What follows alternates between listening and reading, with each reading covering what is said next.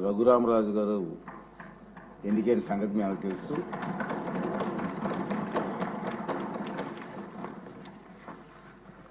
రఘురామకృష్ణరాజు గారు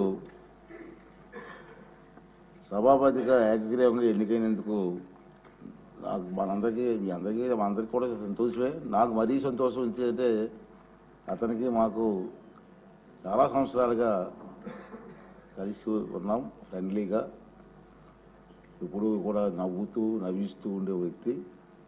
అటువంటి వ్యక్తి ఇక్కడ డిప్యూటీ స్పీకర్గా రావడం మనందరికీ ఉల్లాసంగా ఉంటుంది. ఇక అతను సీట్లో ఉంటే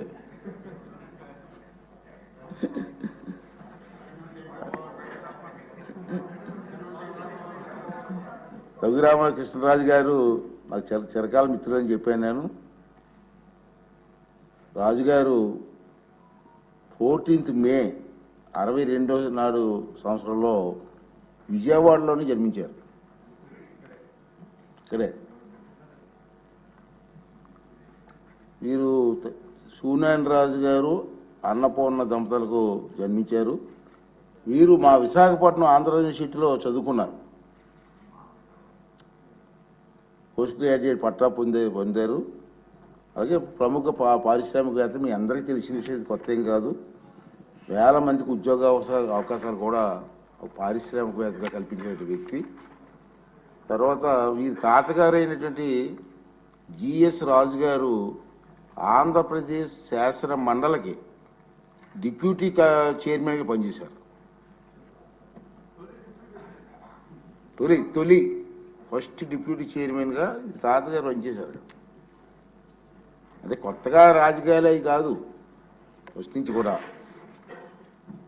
వీరు చాలా ప్రదేశాల్లో, అంటే మేము ఎక్కువ కాలం నుంచి కలిసి ఉంటున్నాం కాబట్టి తెలుసు నాకు, ఈ ప్రాంతం ఆ ప్రాంతంలో లేదు, ఎక్కడ హెల్త్ క్యాంప్స్ కానివ్వండి, బ్లడ్ డొనేషన్ క్యాంప్స్ కానివ్వండి, ఐ క్యాంప్స్ కానివ్వండి, వారి చేతి మీదకి ఎన్నో కార్యక్రమాలు చేశారు. ఎవరైనా కార్యక్రమాలు చేస్తున్నప్పుడు కూడా వారికి సంబంధం లేకపోయినా అతను ఇన్వాల్వ్ అయ్యి ఆ కార్యక్రమాలు విజయవంతం చేయడం కోసం కూడా ప్రయత్నం చేసే సందర్భాలు నాకు తెలుసు. నేను ఎందుకు చెప్తానంటే అటువంటి స్వభావం కలిగిన వ్యక్తులని. తర్వాత రాజకీయాలు కూడా కొత్త ఏం కాదు. 2019 సంవత్సరంలో నరసాపురం లోక్సభ నియోజకవర్గం నుంచి మొదటిసారిగా లోక్సభ సభ్యులుగా ఎన్నికయ్యారు. ఆ విషయం కూడా మీ అందరికి తెలిసిందే. అతనే ప్రత్యేకంగా పరిచయం చేయవలసిన లేదు. గత 5 సంవత్సరాలు టీవీలో చూస్తూ ఉన్నాం కదా మనం. ప్రత్యేక పరిచయం చేయవలసిన వ్యక్తి ఏం కాదు. ఈ రాష్ట్రంలో మారుమూల గ్రామాల గురించి అడిగినా రాజుగారికి చెప్పే పరిస్థితి ఉంది. అది ఏ ప్రోగ్రాం అండి? రచ్చబండ గారు. రచ్చబండలో కార్యక్రమం ద్వారా బాగా ఫేమస్ అయిపోయారు అతను.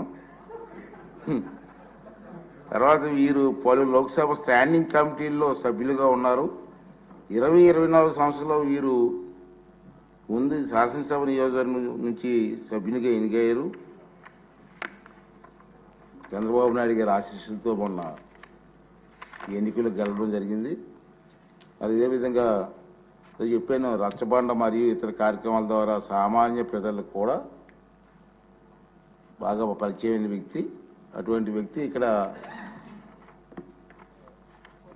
డిప్యూటీ స్పీకర్గా పనిచేయడం మనందరికీ కూడా ఆనందదాయకం. మరి చంద్రబాబు నాయుడు గారి ఆశీస్సులతో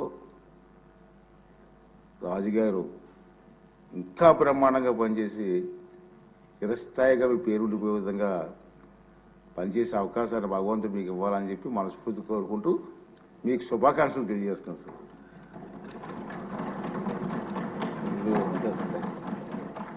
సార్.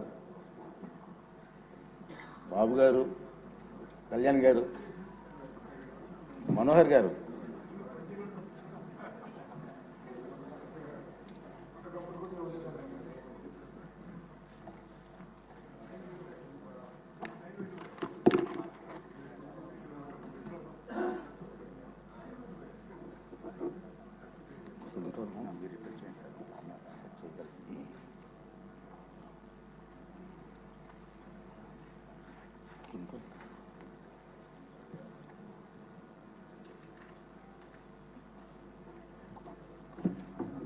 ధన్యవాదాలు.